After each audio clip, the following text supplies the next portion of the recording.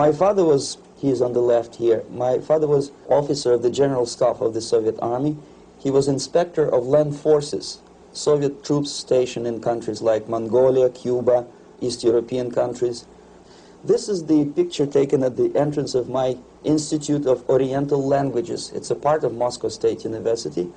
As every Soviet student, I was, quote-unquote, volunteering for harvesting grain in Kazakhstan. By the end of my training in school, I was recruited by the KGB. This picture was taken on that day, and you can see again how happy it feels to be recruited by the KGB. Pay special attention to number of bottles on the table. One of my functions was to keep foreign guests permanently intoxicated the moment they land at Moscow airport. In 1967, the KGB attached me to this magazine, Look magazine. A group of 12 people arrived to USSR from United States to cover the 50th anniversary of October Socialist Revolution in my country. From the first page to the last page, it was a package of lies.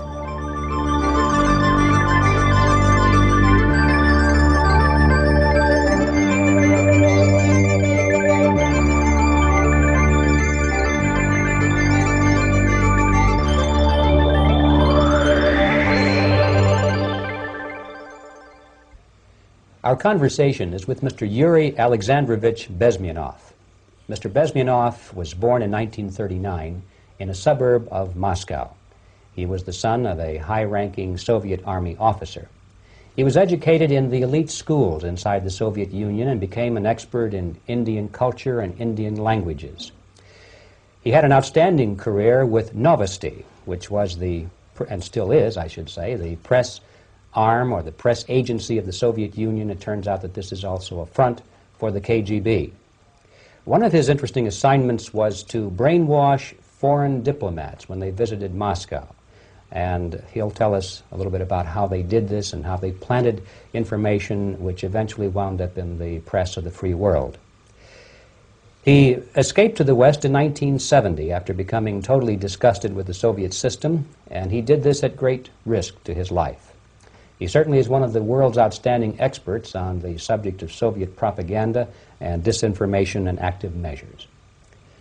Mr. Bezmenov, I'd like to begin by having you tell us a little bit about some of your childhood memories.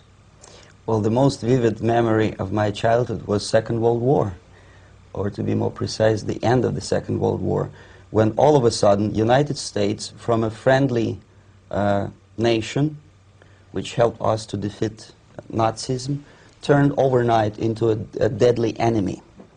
And it was very shocking because all newspapers were trying to present an image of belligerent, aggressive American imperialism. Most of the things that we were taught is that United States is aggressive power, which is just about to invade our beautiful, free, socialist country, that American CIA is dropping Colorado beetles on our beautiful potato fields to eliminate our crops, and each schoolboy had a picture of Colorado bug on the back page of his notebook, and we were instructed to go into collective fields to search for those little Colorado bugs. Of course we couldn't find any, neither we could find many potatoes, and that was explained again by the encroachments of the decadent imperialist power. The anti-American paranoia, hysteria in the Soviet propaganda was to such of such a higher degree that many less skeptical people or less stubborn would really believe that United States is just about to invade our beautiful motherland, and some secretly hope that it will come true. That's interesting. Yes. Well, getting back to life inside the Soviet Union or inside communist countries in general, in this country, at the university level primarily, we read and hear that the Soviet system is different from ours, but not that different, and that there is a convergence developing between all of the systems of the world, and that really it doesn't make an awful lot of difference what system you live under, because you have corruption and dishonesty and tyranny and all that sort of thing. From your personal experience, what is the difference between life under communism and life in the United States? Well, life is obviously very much different for simple reason that the Soviet Union is a state capitalist economically. It's a state capitalism where an individual has absolutely no rights, no value. His life is nothing. It's just like an insect. He is disposable. Whereby in the United States, even the worst criminal is treated as a human being.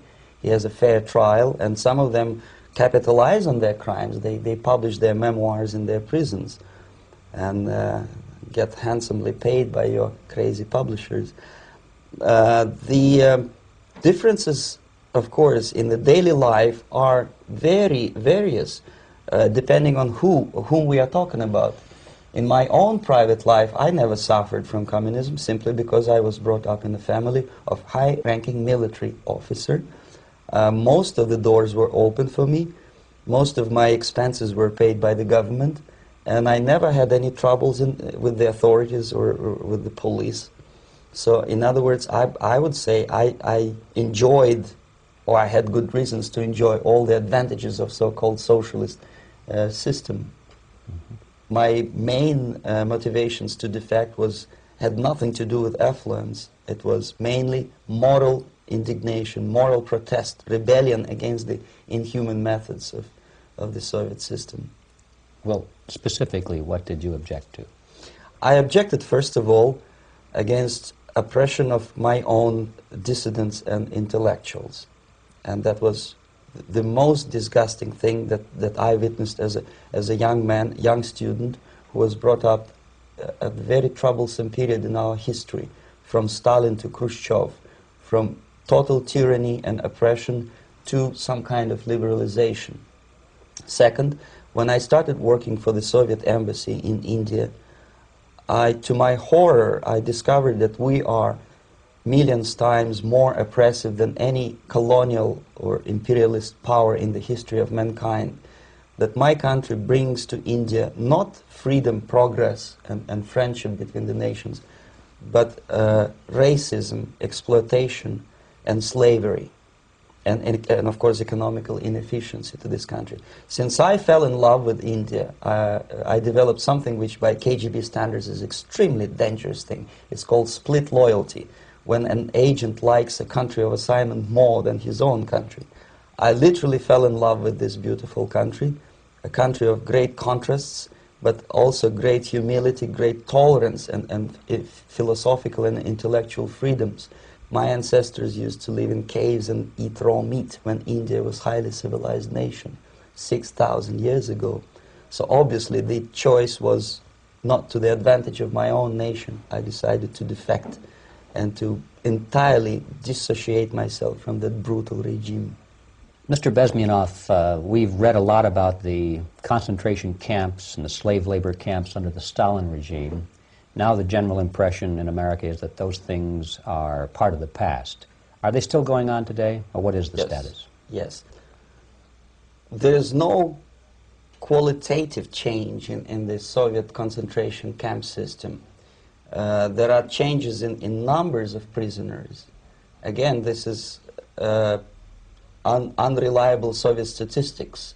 We don't know how many political prisoners are there in the Soviet concentration camps. But we sure know from various sources that at each particular time there are close to 25 to 30 million of Soviet citizens who are virtually kept as slaves in forced labor camp system. The size of the population of a country like Canada is serving terms as prisoners. Incredible. So I would say that those intellectuals who try to convince American public that concentration camp system is a thing of a past are either conscientiously misleading public opinion, or they are not very intellectual people. They're selectively blind. They lack intellectual honesty when they say that. Well, we've spoken about the intellectuals in this country and also the intellectuals in the Soviet Union. What about down at the broad mass level?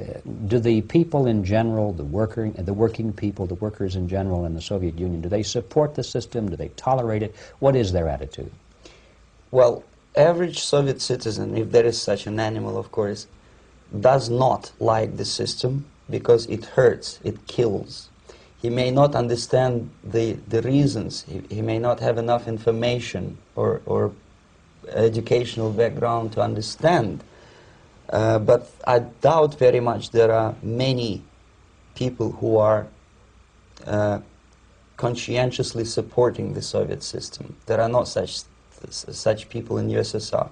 Even those who have all the reasons to enjoy socialism, people like myself, who were a member of journalistic elite, they also hate the system for different reasons, though. Not because they lack material affluence, but because they are unfree to think, they're in constant fear, duplicity, split personality. And this is the greatest tragedy for my nation. Well, what do you think are the chances of the people actually overcoming their system or replacing it? There is a great possibility that system will sooner or later be destroyed from within. There is a self-destructive mechanism built into any socialist or communist or fascist system. Because there is lack of feedback, because the system does not rely upon loyalty of population. But until this Soviet junta is being supported by the Western so-called imperialists, that is, multinational companies, establishments, governments, and let's face it, intellectuals, so-called academia in the United States is famous for supporting the Soviet system. As long as the Soviet junta will keep on receiving credits, money, technology, grain deals, and political recognition from all these traitors of democracy or freedom, there is no hope, there is not much hope for changes in my country, and the system will not collapse by itself simply because it's being nourished by so-called American imperialism. This is the greatest paradox in history of mankind, when capitalist world supports and actively nourishes its own destroyer, destructor. I think you're trying to tell us something. Oh, in yes. This country. Mm-hmm. I'm trying to tell you that it has to be stopped unless you want to end up in Gulag system and enjoy all the advantages of socialist equality, working for free, catching fleas on your body, sleeping on the planks of plywood in Alaska this time, I guess. That's where Americans will belong, unless they will wake up, of course, and force their government to stop aiding Soviet fascism. Well, you told us a moment ago why you left the system. I'd like to hear the details of how you did it. It must have been a very dangerous thing. It was not so dangerous, it was crazy. First of all, because defecting in India is virtually impossible, thanks to very strong pressure from the Soviet government. Excuse me, you were in India on assignment at that time. Yes, I was working for the Soviet embassy in New Delhi as a press officer. Mm-hmm. And defecting for a Soviet diplomat is next to impossible. It's a suicide, as I said, because a great friend Indira Gandhi pushed a law through parliament which says, and I quote, "No defector from any country has a right of political asylum in any embassy on the territory of Indian Republic," which is a masterpiece of hypocrisy. No other defector but a Soviet one needs a political asylum. So knowing that perfectly well, I planned a craziest possible way to defect. I studied counterculture in India. There were thousands of young American boys and girls with no shoes, long hair, smoking hash and marijuana, studying sometimes Indian philosophy, sometimes simply pretending that they study. And they greatly annoyed Indian police, and they were laughing stock of Indians because obviously they were good-for-nothing students. I studied carefully where they congregate, what routes they travel, what language they speak, what do they smoke. And one day I simply joined a group of hippies to avoid detection of Indian police. I was dressed as a typical hippie with blue jeans, long kameez shirts, with all kind of nice decorations like beads, long hairs, I bought a wig because for several weeks I had to turn myself from a conservative Soviet diplomat into a very progressive American hippie. And that was the only way that I could avoid detection. It was very interesting experience, but it was necessary because from my own knowledge as a member of Soviet embassy staff, I knew that there were many cases when Soviet defectors were betrayed by Indian police, and also some Western embassies played a very dirty role in betraying the Soviet defectors. According to our information, they were some, I wouldn't call them double agents, but simply immoral people working for this for the United States embassy, and confiding in people like this would be a suicide. So I had to be extremely careful. I could not trust anyone, and that was the reason for such a crazy way to defect. Well, had you been caught in the act of trying to get out, what would have happened to you? Oh, most likely I would end up in concentration camp. Or, depending on the situation and on the whim of some bureaucrat in KGB, maybe even executed. This is normal practice. Quietly, of course, not publicly. But that would be the end of my defection, of course. Well, when did you finally make it to the United States?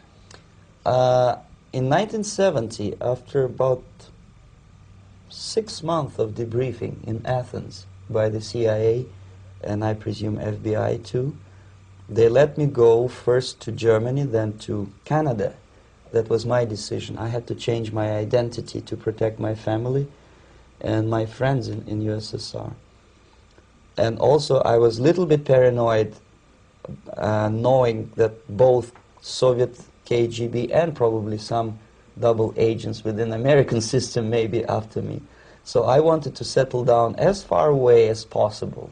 I requested CIA to give me some kind of new identity and just let me go on my own. And I settled in Canada. I was a student. I changed many professions, from farm help and laundry truck driver to language instructor and broadcaster for Canadian Broadcasting Corporations in Montreal.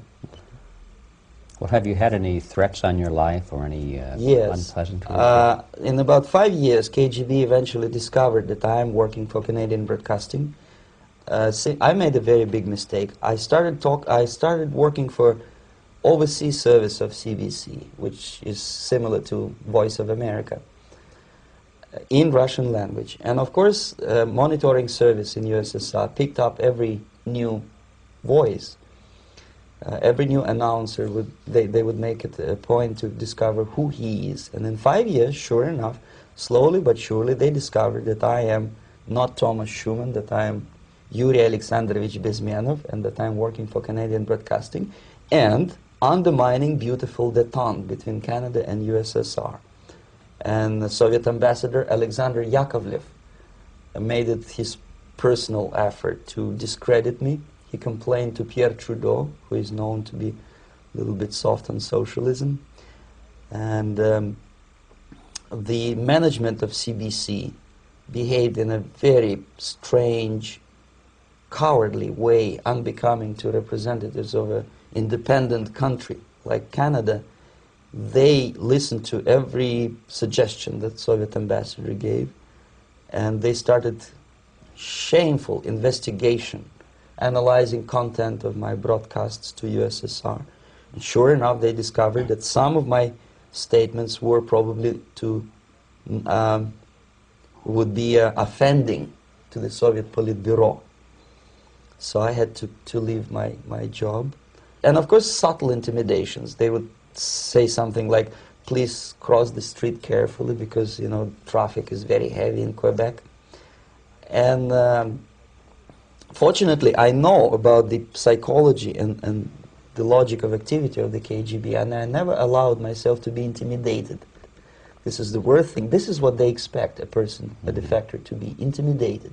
Once they spot that you are scared, they keep on developing that line And then eventually you either have to give up entirely and work for them, or they neutralize you.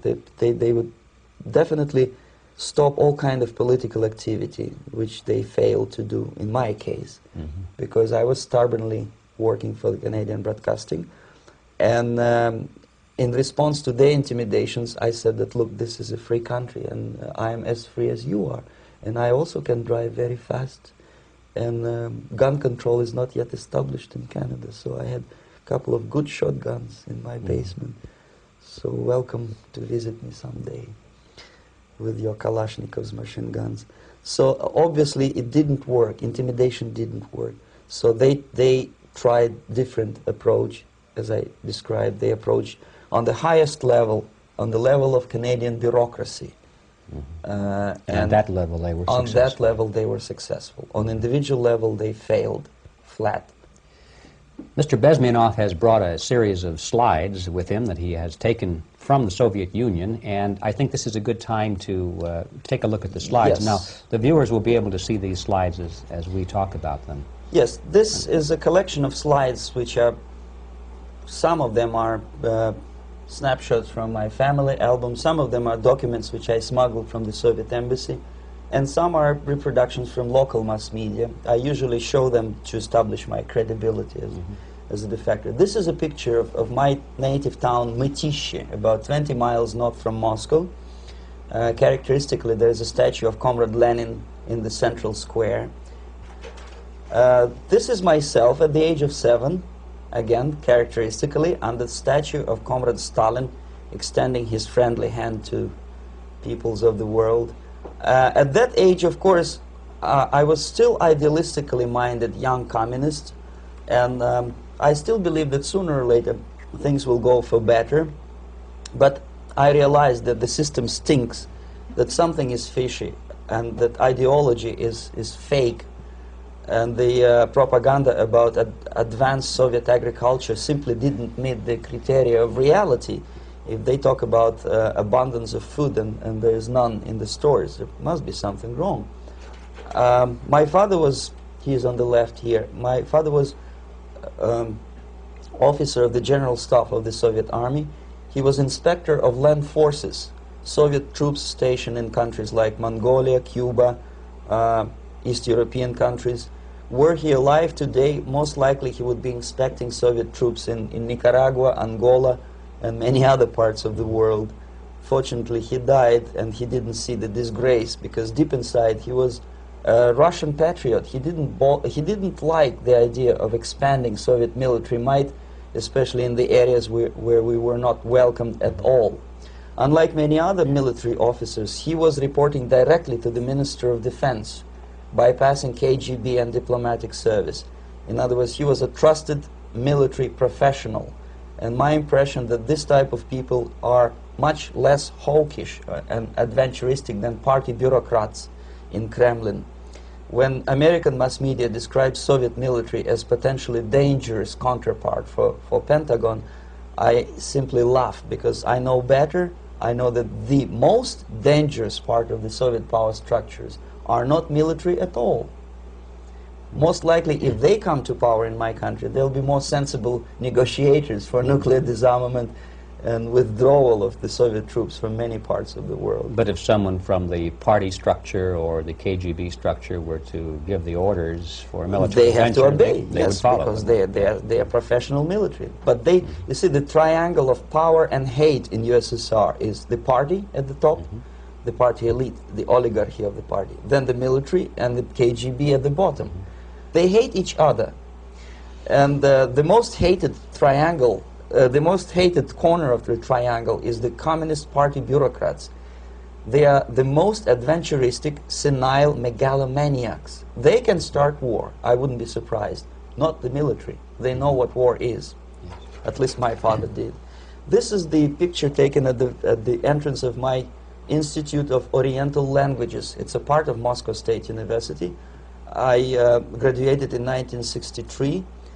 And now, excuse me, which one were you on? I am on the right. You're on the right. And on the left is my my schoolmate Vadim Smirnov, who later was an apparatchik in the Central Committee of the Soviet Union Communist Party. What is an apparatchik? It's a functionary, something like civil service in British Empire. Someone who is never fired from the service. He stays there internally. He may not be promoted too high, but he's a dependable bureaucrat who will stay forever. I studied not only languages, but also history, literature, even music. I'm on this picture, I'm trying to learn how to play Indian musical instrument. I even tried to look like an Indian when I was second-year student. Not bad, really. Yes, actually it was strongly encouraged by the instructors in my school, because the graduates of my school were later on employed as diplomats, foreign journalists, or spies. As every Soviet student, I was quote-unquote volunteering for harvesting grain in Kazakhstan. This is the biggest agricultural blunder of the Soviet government.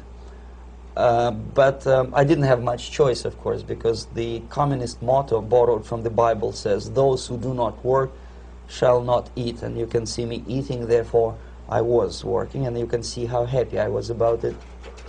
I went through a very extensive physical and military training, including the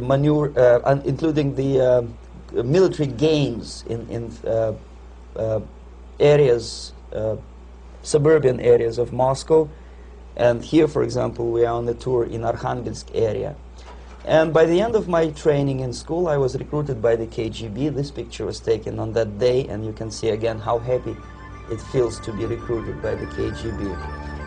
Our conversation with Yuri Alexandrovitch Bezmenov, who is a defector from the Soviet Union, a former propaganda agent for Novasti and the KGB, will continue after this message.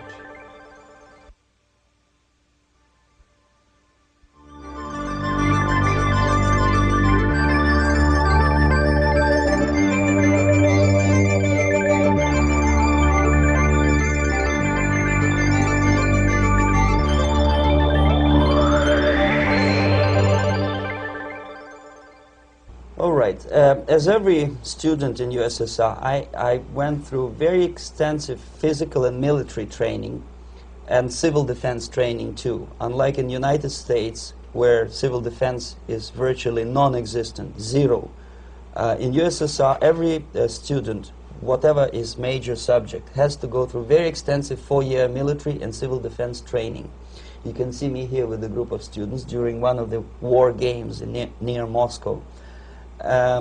The main idea, of course, is to prepare a huge reserve army of the USSR.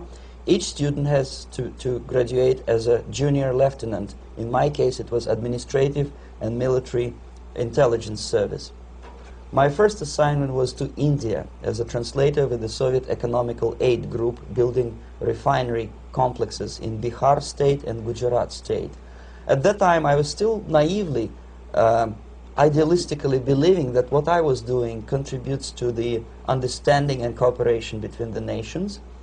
It took me quite a number of years to realize that what we were bringing to India was a new type of colonialism, 1,000 times more oppressive and exploitative than any colonialism or imperialism in history of mankind. But at that time, I was still hoping that, well, maybe it's not that bad, could be worse, and things may go for better. And I even tried to implement the beautiful Marxist motto, proletarians of all the countries unite. I tried to unite with a nice Indian girl, and I was fascinated by Indian culture, by the family life in this country. But obviously, Communist Party had different plans for my genes, so I had to marry this beautiful Russian girl. In the span of my career, I married 3 times. Most of these marriages were marriages of convenience on advice from the Department of Personnel. This is normal practice in USSR. When a Soviet citizen is assigned to a foreign job, he has to be married, either to keep family in USSR as hostages, or, if it's a convenience marriage like mine, so that the husband and wife are virtually informers on each other to prevent defection or contamination by decadent imperialist or capitalist ideas.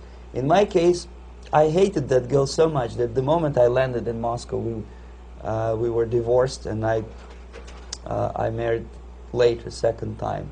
By the end of my first assignment in India, I was promoted to the position of public relation officer. You can see me here translating a speech by a Soviet boss. And you're on the right. I'm on the right here, yes. And it was, the occasion was commissioning of the refinery complex in Bihar, Barauni. Back in Moscow, I was immediately recruited by Novosti Press Agency, which is a propaganda and ideological subversion front for the KGB. 75% of the members of the Novosti are commissioned officers of the KGB. The other 25 are, like myself, co-opted agents who are assigned to specific operations. In this particular case, you can see me talking to students of Lumumba Friendship University in Moscow.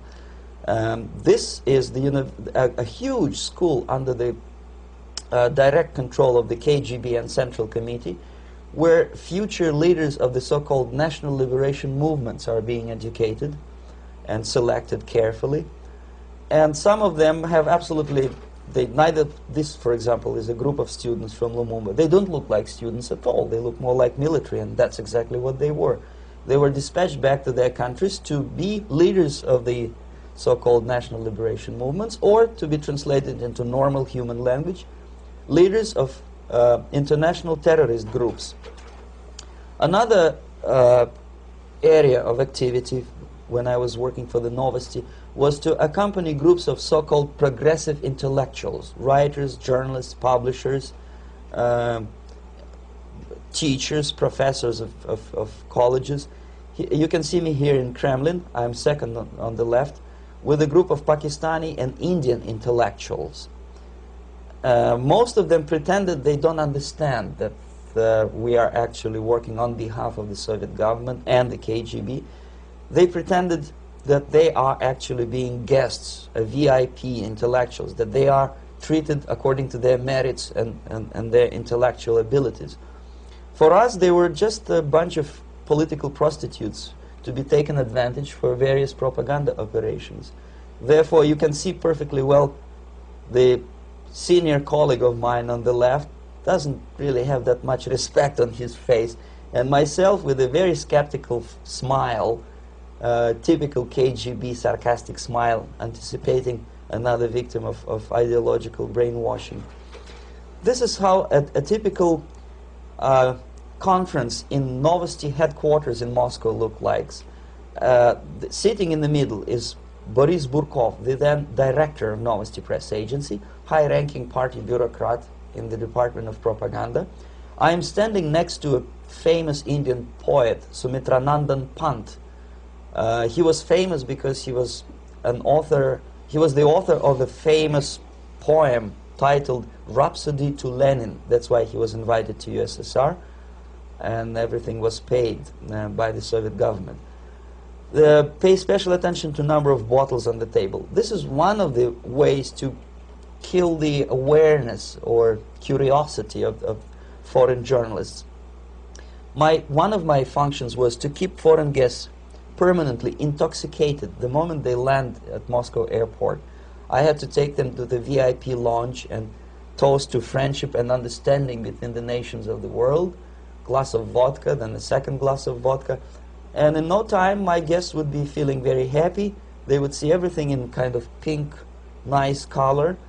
And that's the way I had to keep them permanently for the next 15 or 20 days. At a certain point in time, I had to withdraw alcohol from them so that some of them, who are the most recruitable, would feel a little bit shaky, guilty, trying to remember what they were talking last night. That's the time to approach them with all kind of nonsense, such as joint communique or statement for Soviet propaganda. That's the time they are the most flexible. And of course, what they didn't understand, they didn't realize or pretended not to realize, that myself, who was drinking together with them, was not drinking at all. I had ways to get rid of alcohol through various techniques, including special pills which were given to me by my colleagues. But they were taking it seriously. In other words, they would consume quite large volumes of alcohol and feel quite uneasy next morning. In 1967, the KGB attached me to this magazine, Look magazine. A group of 12 people arrived to USSR from United States to cover the 50th anniversary of October Socialist Revolution in my country.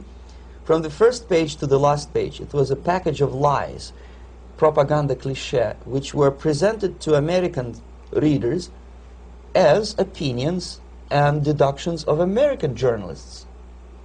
Nothing could be far from truth. These were not opinions. They were not opinions at all. They were the clichés which the Soviet propaganda wants American public to think that they think. If it does make any sense at all. It sure does, because from the viewpoint of the Soviet propaganda, although there are some subtle criticism of the Soviet system, the basic message is that Russia today is a nice, functioning, efficient system supported by majority of population. That's the biggest lie.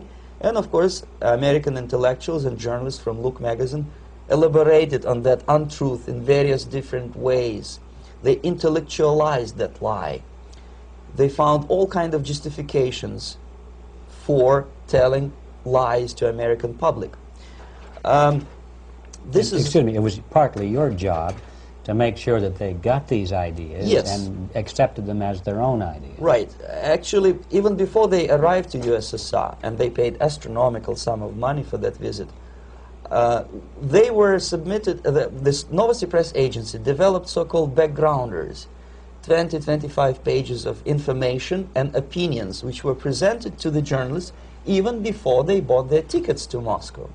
They had to analyze the situation, and judging on their reaction to that backgrounder, the local Novosti representative or local Soviet diplomat in Washington, D.C. would assess whether they be given visa to USSR or not.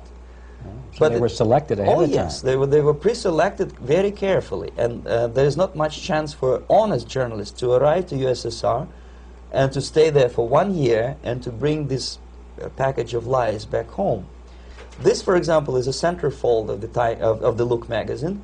They presented this monument erected by Communist Party in Stalingrad as the symbol, personification of Russian military might. And they said in the article, which is published on the site, that Soviets are very proud of the victory in the Second World War. This is another big myth, a lie. No sensible people would be proud to lose 20 millions of their countrymen in a war which was started by Genoese Hitler and Comrade Stalin and paid by American multinationals. Most of the Soviet citizens look at this type of monuments with disgust and sorrow, because every family lost father, brother, sister, or child in the Second World War. Yet American journalists who were trying to appease, to please their hosts, presented this picture on the centerfold as the symbol and personification of Soviet national, they call it Russian national spirit. And it was greatest misconception and a very tragic misunderstanding. Of course, Look magazine was not distributed in USSR. The main audience was in United States. But I presume that many Americans, millions of Americans who were reading Look magazine at that time, had absolutely wrong idea about the sentiments of my nation, about what the Soviets are proud of and what they hate. This is a group, you see the same lady with the sword in Stalingrad. This is the group of journalists. Myself is in the center with the same devilish smile. And Mr. Philip Harrington is on the extreme left there with his camera. This is the gentleman which was so deaf or so uninterested in what I had to say to him. This is the same picture, a blow-up of the same picture. Many guests from various countries, in this particular case from Asia and Africa, were taken by me as a Novosti Press Agency employee for a tour across Siberia, for example. We would show them typical kindergarten, you see, nothing special by American standards, just nice children sitting, eating their breakfast or lunch. What they could not understand, or they pretended not to understand, that this is an exemplary kindergarten. This is not the kindergarten for average person or average family in USSR. And we maintain that illusion in their minds. You can see myself under the red spot in the middle there, with the same business-like expression. I'm doing my job. That's what I'm assigned to do, and that's what I was paid to do. But deep inside, I still hope that at least some of these useful idiots would understand that what they are looking at has nothing to do with the level of affluence in my nation. This is a better picture which reflects the true spirit of the Soviet childhood. This picture was printed in a Canadian government publication by mistake. In the middle, you can see children playing on a small courtyard, and the caption goes, "This is a typical kindergarten in Siberia." What these idiots didn't understand, that it is not kindergarten at all. It is a prison for children of political prisoners. But there was not a single mentioning that what they were visiting actually was an area of concentration camps. And the job of people like myself to help them to not to notice that they are actually talking to prisoners. Most of the children were dressed, especially on the occasion of the foreigners' visit. Of course, there were no corpses on the ground. There were no machine gun guards. And well, it looks not very pleasant, as you see. It looks dull, but obviously it does not create an impression that this is actually a prison. Well, did any of the journalists have the curiosity to ask about prisons and that kind of thing? Yes. They were in Siberia. This Yes. is what you associate. Yes, some of them asked questions, and naturally we would give them, for the stupid question, we give them stupid answer. No, there are no prisons in Siberia. No, most of the people who you see are free citizens of USSR. They are very happy to be here, and they are contributing to the glory of the socialist system. Some of them pretended that they believe what I was telling them, and most of them, we may discuss it later, what are the motivations of these people? Why would they stubbornly bring lies to their own population through their own mass media? I have various answers to this. There is not a single explanation. It's a complex of explanations. It's fear, pure biological fear. They understand that they are on the territory of an enemy state, a police state. And just to save their rotten skins and their miserable jobs, their affluence back home, they would prefer to tell a lie than to ask truthful questions and report truthful information. Second, most of these schmucks were afraid to lose their jobs, because obviously if you tell truth about my country, you will not last long as a correspondent of New York Times or Los Angeles Times. They will fire you. What kind of correspondent are you? You obviously cannot find common language with Russians if they kick you out in 24 hours. So just by trying to be conformist to their own editorial bosses, they tried not to offend the sentiments of the Soviet administrators and people like myself. Deep inside, I hope they would insult my or offend my sentiments. Obviously, they preferred not to. Another reason, I refuse to believe it, but obviously, there is another reason. Obviously, it's a greed. These people earn a lot of money. When they come back to USA, they claim that they are experts on my country. They write books which sells in million copies, titled like Russians, The Truth About Russia. Most of it is lie about Russia. Yet they claim to be Sovietologists. They play back myth about my country, the propaganda cliches. Yet they stubbornly resist the word of truth.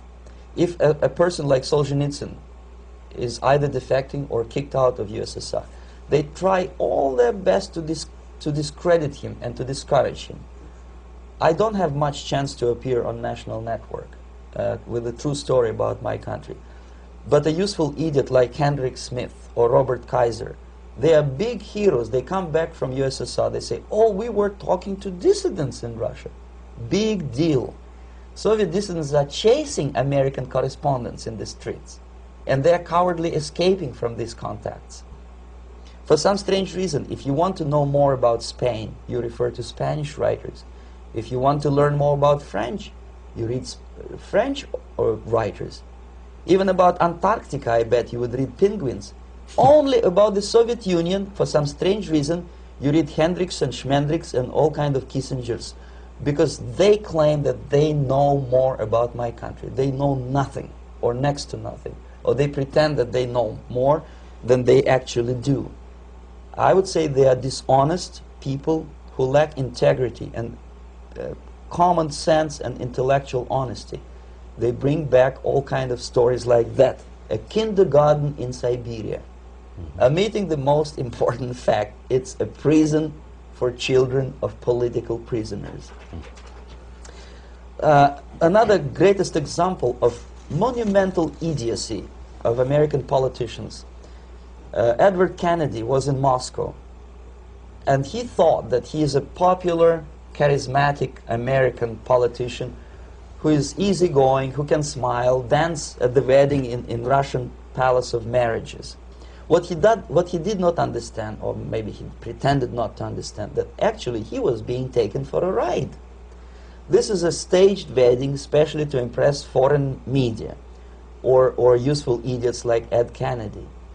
Most of the guests there, they had security clearance, and they were instructed what to say to foreigners. This is exactly what I was doing. You can see me in the same damn wedding palace in Moscow where Ed Kennedy was dancing here. You see, smiling. He thinks he's very smart. From the viewpoint of Russian citizens who observe this idiocy, he's narrow-minded, egocentrical idiot who tries to earn his own popularity through participation in propaganda farces like this. Here you can see myself. On the right, again, exemplary Soviet bride. On the left, 3 journalists from various countries, Asia, Africa, and Latin America. Obviously, they enjoying the situation. They will go back home and write the reports. We were present on a regular Soviet wedding. They were not present on a regular Soviet wedding. They were present, they were parts of a farce, of a circus performance. Another thing which I had to, sometimes risking my life to explain to foreigners. Time magazine, for example, is very critical of South African racist regime. The whole article was dedicated to the shameful internal passport system where blacks are not allowing to live with whites. For some strange reason, for the last 14 years since my defection, nobody wanted to pay attention to my passport. This is my passport. It also shows my nationality, and it has a police rubber stamp, which is called propiska in Russian language, which assigns me to a certain area of residence. I cannot leave that area, same way as this black man cannot leave the area in South Africa. Yet we call South African government racist regime. Not a single Jane Schmonda or Fonda is brave enough, courageous enough to come to media and say, look, this is what happens in USSR. I send a copy of my passport to many American liberals and civil rights defenders and all the other useful idiots. They never bothered to answer me back. This shows what kind of integrity, what kind of honesty these people are. They're a bunch of hypocrites because they don't want to recognize a good example of racism in my country. This is the first stage of befriending a professor. You can see myself on the left with the same James Bond smile. On the right is my KGB supervisor, Comrade Leonid Mitrokhin, and in the middle a professor of political science in Delhi University. The next stage would be to invite him to a gathering of Indo-Soviet Friendship Society. There he is sitting next to his wife before he is being sent to USSR for free trip. Everything is paid by the Soviet government. He was made to believe that he is invited to USSR because he is a talented, sober-thinking intellectual.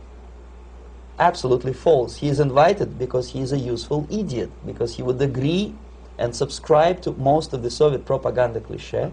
And when he is coming back to his own country, he is going for years and years to teach the beauties of Soviet socialism, newer and newer generations of his students, thus promoting the Soviet propaganda line. The KGB was even curious about this gentleman. It may look innocent. Maharishi Mahesh Yogi, a great spiritual leader, or maybe a great charlatan and crook, depending on from which side you're looking at him. Beatles were trained at his ashram in Hardwar in India how to meditate. Mia Farrow and other useful idiots from Hollywood visited his school, and they returned back to United States absolutely zonked out of their minds with marijuana, hashish, and crazy ideas of meditation. To meditate, in other words, to isolate oneself from the current social and political issues of your own country. To get into your own bubble, to forget about troubles of the world. Obviously, KGB was very fascinated with such a beautiful school, such a brainwashing center for stupid Americans. I was dispatched by the KGB to check what kind of VIP Americans attend this school. That's you on the left. Yes, I'm on the left. I was trying to get enrolled in that school. Unfortunately, the Maharishi Mahesh Yogi asked too much. He wanted $500 American for enrollment. But my function was not actually to get enrolled in the school. My function was to discover what kind of people from United States attend this school. And we discovered that, yes, there are some influential members of family, public opinion makers of United States, who come back with the crazy stories about Indian philosophy. Indians themselves look upon them as idiots, useful idiots. To say nothing about KGB, who looked at them as extremely naive, misguided people. Obviously, a VIP, say a wife of a congressman, or a prominent Hollywood personality, after being trained in that school, is much more instrumental in the hands of manipulators of public opinion and KGB than a normal person who understands, who looks through this type of fake religious training. Why would they be more susceptible to manipulation? I just mentioned that because, you see, a person who is too much involved in introspective meditation. You see, if you carefully look what Maharishi Mahesh Yogi is teaching to Americans, is that most of the problems, most of the burning issues of today can be solved simply by meditating. Don't rock the boat. Don't get involved. Just sit down, look at your navel, and meditate. And the things, due to some strange logic, due to cosmic vibration, will settle down by themselves. This is exactly what the KGB and Marxist-Leninist propaganda wants from Americans, to distract their opinion, attention, and mental energy from real issues of the United States into a non-issues, into a non-world, non-existent harmony. Obviously, it's more beneficial for the Soviet aggressors to have a bunch of duped Americans than Americans who are self-conscious, healthy, physically fit, and alert to the reality. Maharishi Mahesh Yogi obviously is not on the payroll of the KGB. But whether he knows it or not, he contributes greatly to demoralization of American society. And he's not the only one. There are hundreds of those gurus who come to your country to capitalize on naivete and stupidity of Americans. It's a fashion. It's a fashion to meditate. It's a fashion not to be involved. So obviously, you can see that if KGB were that curious, if they paid my trip to Hardwar, if they assigned me to that strange job, obviously they were very much fascinated. They were convinced that that type of brainwashing is very efficient and instrumental in demoralization of the United States. Our conversation with Yuri Alexandrovitch Bezmenov, who is a defector from the Soviet Union, a former propaganda agent for Novosti and the KGB, will continue after this message.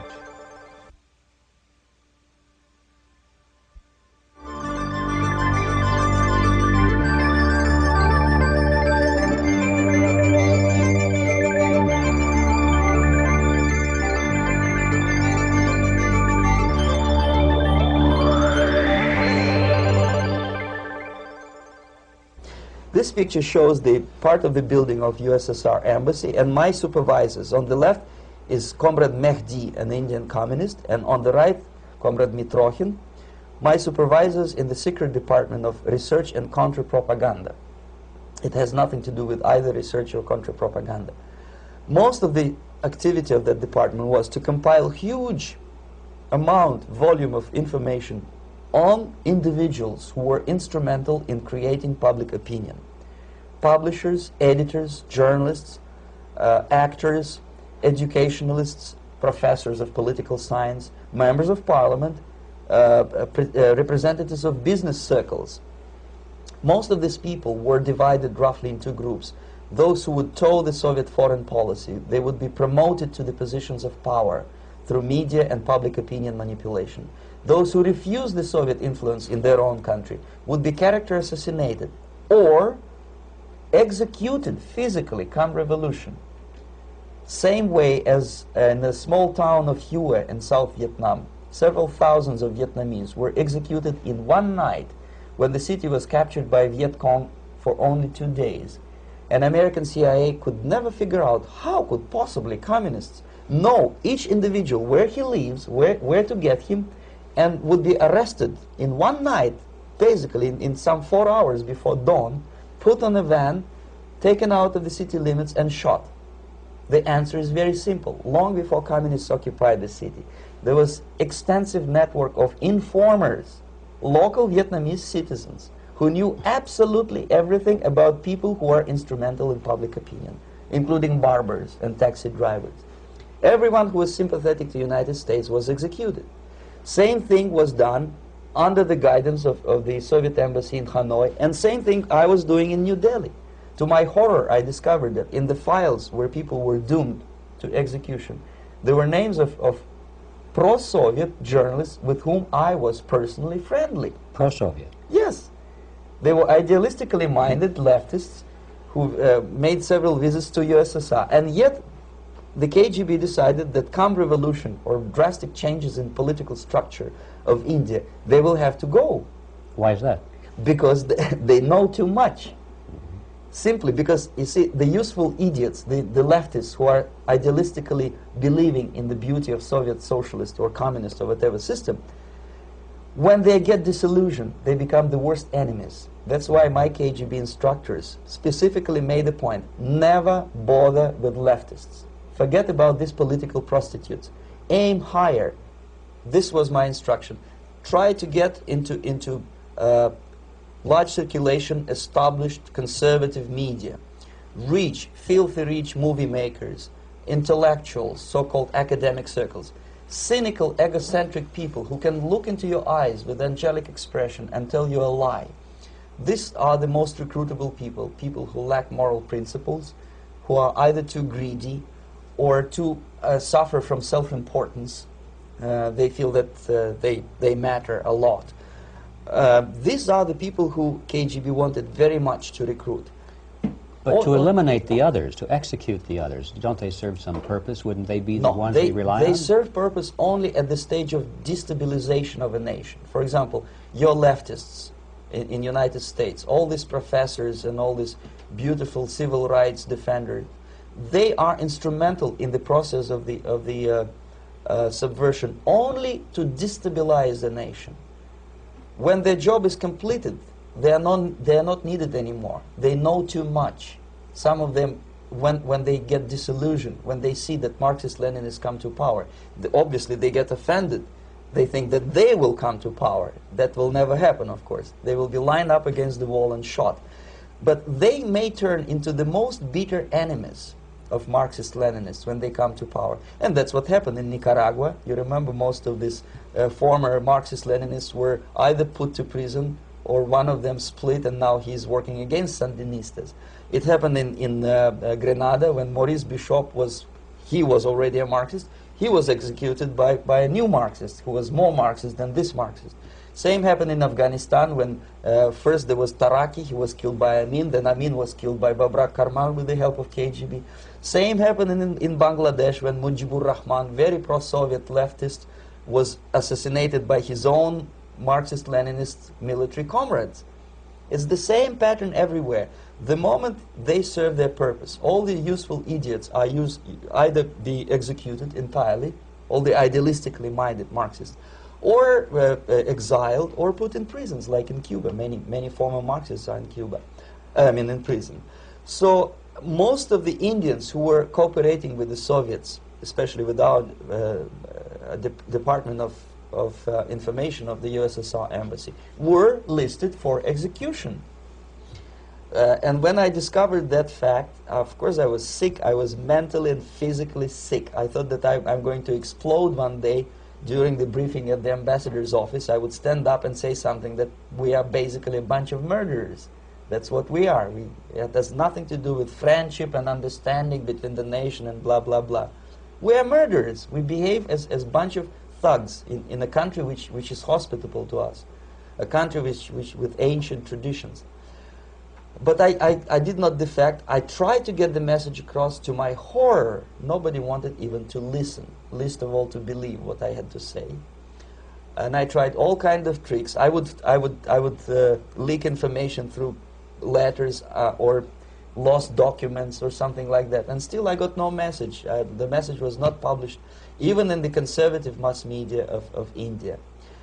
The immediate impulse to defect was Bangladesh crisis, which was described by American correspondents as Islamic grassroots revolution, which is absolute baloney. There was nothing to do with Islam, and there was no grassroots revolution. Actually, there are no grassroots revolutions, period. Any revolution is a byproduct of a highly organized group of conscientious and professional organizers, but has nothing to do with grassroots. In Bangladesh, it was nothing with grassroots. Most of the Awami League party members, Awami League means People's Party, were trained in Moscow in the High Party School. Most of the Mukti Fauj leaders, Mukti Fauj in Bengali means People's Army, same as SWAPO and all kind of liberation armies all over the world, the same bunch of useful idiots. They were trained at Lumumba University and various centers of the KGB in Simferopol, in Crimea, and in Tashkent. So when I saw that Indian territory is being used as a jumping board to destroy East Pakistan, I saw myself thousands of so-called students traveling through India to East Pakistan, through the territory of India, and Indian government pretended not to see what's going on. They knew perfectly well, the Indian police knew it, the intelligence department of the Indian government knew it, the KGB of course knew it, and the CIA knew it. That was most infuriating, because when I defected and I explained to the CIA debriefers they should watch out because East Pakistan is going to erupt any moment, they said I was reading too many James Bond novels. Anyway, so East Pakistan was doomed. One of my colleagues in the Soviet consulate in Calcutta, when he was dead drunk, he ventured into the basement to relieve himself, and he found big boxes which said printed matter to Dhaka University. Dhaka is the capital of East Pakistan. And since he was drunk and curious, he opened one of the boxes and he discovered not printed matter. He discovered Kalashnikov guns and ammunition in there. Anyway, it's a long story. When I saw the preparations for the invasion into East Pakistan, obviously I wanted to defect immediately. The only thing I couldn't at that time make up my mind when and where and how. One of the reasons, of course, you see, I was in love with India. I mentioned it before. I spoke the languages. I socialized with people. And I understood that I had to act fast unless I want this beautiful country to be permanently and irreparably damaged by our presence. One of the reasons not to defect was, as you can see, I was living in relative affluence. Who the hell in the normal mind would defect and do what? To be abused by your media, to be called McCarthyist and fascist and paranoid, or to drive a taxi in New York City? What for? What the hell for should I defect? To be abused by Americans, to be insulted in exchange for my effort to bring the truthful information about impending danger of subversion. As you can see, I was living in quite a comfortable conditions next to swimming pool, where Indians were not allowed, by the way. I was highly paid expert in propaganda. I had my family. I was respected by my nation. My career was cloudless. The third reason, how to defect with the family. To defect with the baby and the wife would be virtual suicide, because according to law, that hypocritical law which I quoted before, the Indian police will have to hand me over back to the KGB, and that will be the end of my defection and probably my life. Again, I cannot smuggle my wife because she was not quite sure what I was doing. She was not that idealistically involved, and she was definitely not in the total picture of what I was doing for the KGB. She would be shocked if I you know, put her in my van and drive her to the American embassy or elsewhere. That would be a greatest danger. So again, I had to defect in such a way that my defection would look as simple disappearance. And there were many cases like that when the Soviet agents simply disappeared, either killed in action or, thanks to their curiosity and their close contacts with radicals, some of them were killed by the Marxists, by the way. It happened in many African countries when the Soviet KGB were killed by Africans themselves. Not because they hated Marxism and Leninism, but because they were simply trigger-happy bunch of unruly characters. If you give them a machine gun, they will shoot. And some of the Soviets obviously were not careful enough to protect themselves, and they got into embarrassing situations when they were shot at the crossfire between factions of so-called liberation movements. Anyway, so I decided, as I said, to study the counterculture. I decided this probably would be the best way to disappear. I socialized with characters like this. On the left, you see, he's a barefoot American hippie. It took me quite a long time to study exactly what they were doing and how to mix with them. But eventually I did it. Most of Indian newspapers carried my picture and promise of 2,000 rupees for information about my whereabouts. But they were looking for the wrong person, because they obviously tried to stop a young Soviet diplomat in white shirt and tie, and this is how I looked at the time of defection. Nobody could possibly think that a Soviet diplomat would be as crazy as to join a bunch of hippies. That's you. Yes, travel India and smoke hash. So I made it literally almost like a Hollywood-style detective story. From under the nose of the KGB in Bombay airport, I landed the plane and I flew to Greece, where I was debriefed by the CIA. That's basically that's all for my slides. We can turn off the projector, and that's very interesting. Well, you spoke several times before about ideological subversion. That is a phrase that I'm afraid some Americans don't fully understand. When the Soviets used the phrase ideological subversion, what do they mean by it? Ideological subversion is the process which is legitimate, overt, and open. You can see it with your own eyes. All you have to do, all American mass media has to do, is to unplug their bananas from their ears, open up their eyes, and they can see it. There is no mystery. There is nothing to do with espionage. I know that espionage intelligence gathering looks more romantic. It sells more deodorants through the advertising, probably. That's why your Hollywood producers are so crazy about James Bond type of thrillers. But in reality, the main emphasis of the KGB is not in the area of intelligence at all. According to my opinion and opinion of many defectors of my caliber, only about 15% of time, money, and manpower is spent on espionage as such. The other 85% is a slow process which we call either ideological subversion or active measures, активные мероприятия in the language of the KGB, or psychological warfare. What it basically means is to change the perception of reality of every American to such an extent that despite of the abundance of information, no one is able to come to sensible conclusions in the interests of defending themselves, their families, their community, and their country. It's a great brainwashing process which goes very slow, and it's divided in 4 basic stages. The first one being demoralization. It takes from 15 to 20 years to demoralize a nation. Why that many years?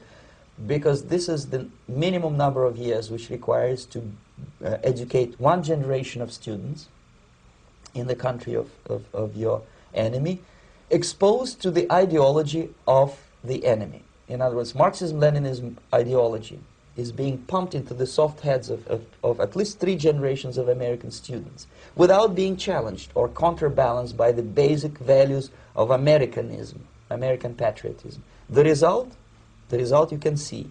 Most of the people who graduated in the 60s, dropouts or half-baked intellectuals, are now occupying the positions of power in the government, civil service, business, mass media, educational system.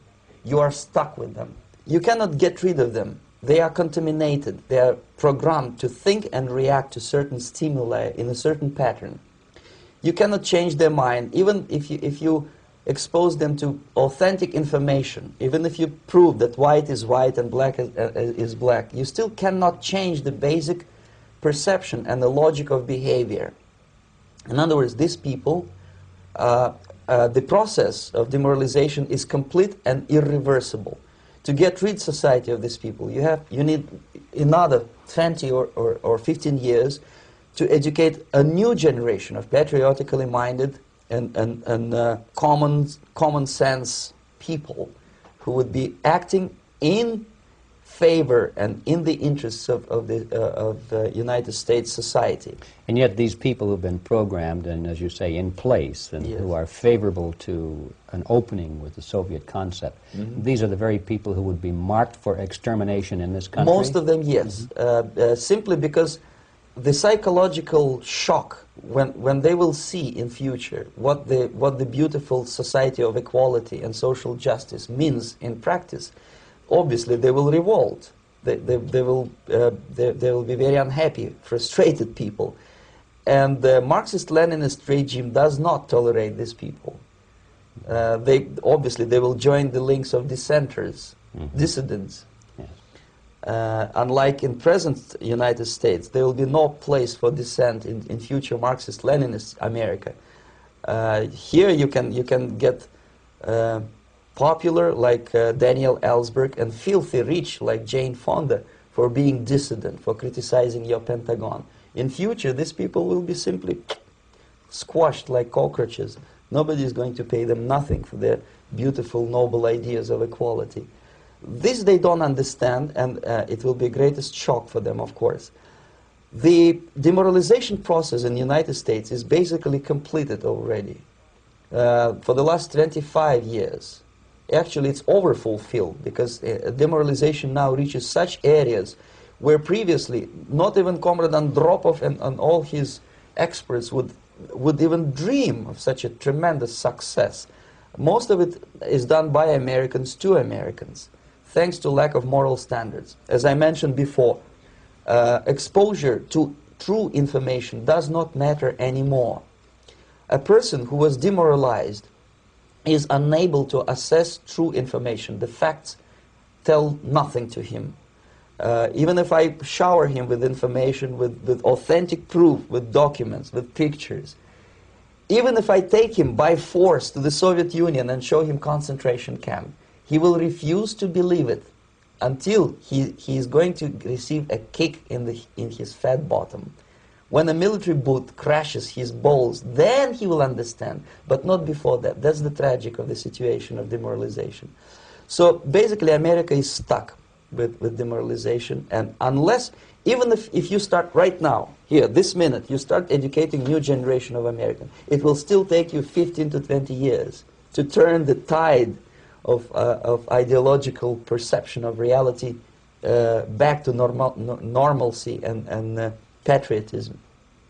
The next stage is destabilization. This time, subverter does not care about your ideas and the patterns of your consumption. Whether you eat junk food and get fat and flabby, doesn't matter anymore. This time, and it takes only from 2 to 5 years to destabilize a nation, what matters is essentials: economy, foreign relations, defense systems. And you can see it quite clearly that in some areas, in such sensitive areas as defense and economy, the influence of Marxist-Leninist ideas in the United States is absolutely fantastic. I could never believe it 14 years ago when I landed in this part of the world, that the process will go that fast. The next stage, of course, is crisis. It may take only up to 6 weeks to bring a country to the verge of crisis. You can see it in Central America now. And after crisis, with a violent change of power, structure, and economy, you have so-called the period of normalization. It may last indefinitely.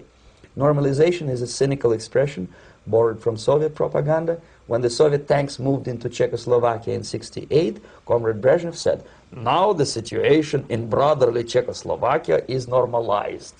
This is what will happen in the United States if you allow all these schmucks to bring the country to crisis, to promise people all kind of goodies and the paradise on earth, to destabilize your economy, to eliminate the principle of free market competition, and to put a big brother government in Washington, D.C., with benevolent dictators like Walter Mondale, who will promise lots of things, never mind whether the promises are fulfillable or not. He will go to Moscow to kiss the bottoms of new generation of Soviet assassins, never mind. He will create false illusions that the situation is under control. Situation is not under control. Situation is disgustingly out of control. Most of the American politicians, media, and educational system trains another generation of people who think they are living at a peacetime. False. United States is in the state of war, undeclared total war against the basic principles and the foundations of this system. And the initiator of this war is not Comrade Andropov, of course. It's the system. However ridiculous it may sound, the world communist system or the world communist conspiracy, whether I scare some people or not, I don't give a hoot. If you are not scared by now, nothing can scare you. But you don't have to be paranoid about it. What actually happens now, that unlike myself, you have literally several years to live on unless the United States wake up. The time bomb is ticking. With every second, the disaster is coming closer and closer. Unlike myself, you will have nowhere to defect to, unless you want to live in Antarctica with penguins. This is it. This is the last country of freedom and possibility. Okay, so what do we do? What is your recommendation to the American people? Well, the immediate thing that comes to my mind is, of course, there must be a very strong national effort to educate people in the spirit of real patriotism, number one. Number two, to explain them the real danger of socialist, communist, whatever, welfare state, big brother government. If people will fail to grasp the impending danger of that development, nothing ever can help United States. You may kiss goodbye to your freedom, including freedoms to homosexuals, to prison inmate. All this freedom will vanish, evaporate in 5 seconds, including your precious lives.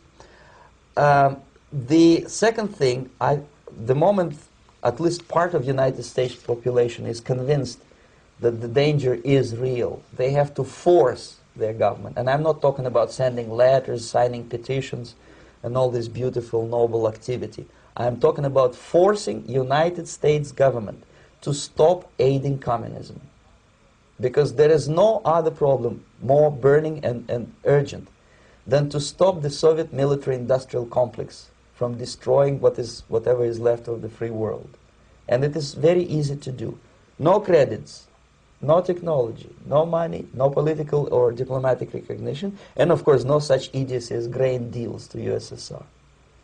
The Soviet people, 270 millions of Soviets, will be eternally thankful to you if you stop aiding a bunch of murderers who sit now in Kremlin and whom President Reagan respectfully calls government. They do not govern anything, least of all such complexity as the Soviet economy. So two very simple, maybe too simplistic answers or solutions, but nevertheless they are the only solutions. Educate yourself. Understand what's going on around you. You are not living at the time of peace. You are in a state of war. And you have precious little time to save yourself. You don't have much time, especially if you are talking about young generation. There is not much time left for convulsions and sexual masturbation to the beautiful disco music. Very soon it will go, just overnight. If we are talking about capitalists or wealthy businessmen, I think they are selling the rope on which they will hang very soon. If they don't stop, if they cannot curb their unsettled desire for profit, and if they keep on trading with the monster of the Soviet communism, they are going to hang very soon. And they will pray to be killed, but unfortunately they will be sent to Alaska probably to manage industry of slaves. It's simplistic. I know it sounds unpleasant. I know Americans don't like to listen to things which are unpleasant. But I have defected not to tell you the stories about such idiocy as microfilm, James Bond type espionage. This is garbage. You don't need any espionage anymore. I have come to talk about survival. It's a question of survival of this system. You may ask me, what is it in for me? Survival, obviously, because unlike, as I said, I am now in your boat. If we sing together, we'll sing beautifully together. There is no other place on this planet to defect to.